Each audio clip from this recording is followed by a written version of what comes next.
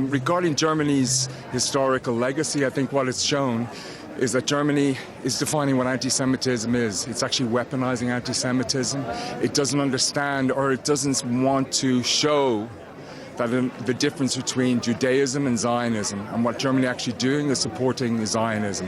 It's supporting the State of Israel, which is a Zionist project. It's a project of settler colonialism, and it compels, it elevates Judaism, anti-Semitism with Zionism, and this is the issue.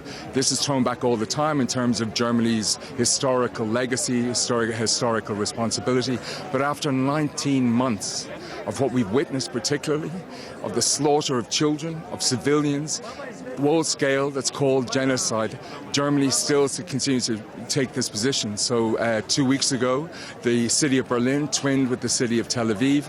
The next week, the president of Israel visited the president of Germany here in Berlin. And then the next day, the president of Germany traveled with the president of Israel to Israel on an official state visit, meeting Netanyahu, who is now a wanted war criminal.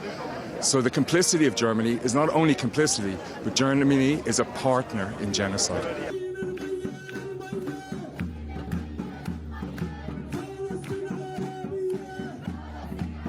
Germany needs to live up to its legal responsibilities. It needs to follow the statutes of the ICC, the International Criminal Court, the Criminal Justice, which it has written, the documents that it has signed and supported, and has a legal responsibility to follow the judgments of those courts.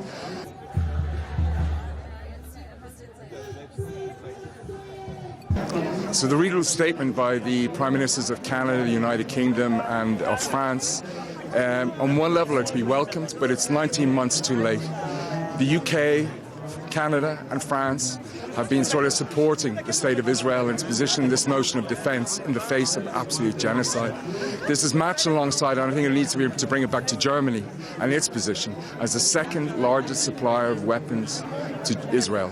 Between the USA and Germany, they supply 99% of the weapons to Israel. So this is really important to understand. And unless these central partners in this genocide are brought to bear in terms of changing their policy, it's a difficult task.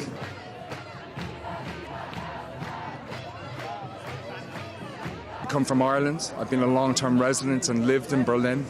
But the Irish government has done a lot of speaking and have been very forthright. They've recognised the state of Palestine, but they're not following these words with actions. So there's a bill in front of the Irish government to bring in the Occupied Territories Bill. The Irish government needs to do this. The Irish government needs to stop them using Shannon Airport with the transfer of both of weapons and parts to Israel, but also critically, the Irish Central Bank is the only central bank in Europe that is selling Israeli war bonds. This needs to stop immediately. It makes the Irish government, in terms of its positioning, also complicit in this genocide, regardless of the words, and it's what the majority of the population want. And I might add also, in terms of the majority of the population, there was a poll recently here in Germany where 80% of the population said they don't agree with what the Israeli government is doing in Gaza. They don't think it's correct. But where are they? We don't see many white Germans at these protests. Like today, here we are in Berlin, and again, any sort of idea of a march has been banned. So this has been the case for 19 months now. They ban marching. We have a rally today. We're kettled in. To my right now, there are 13 police vans, and we have just started.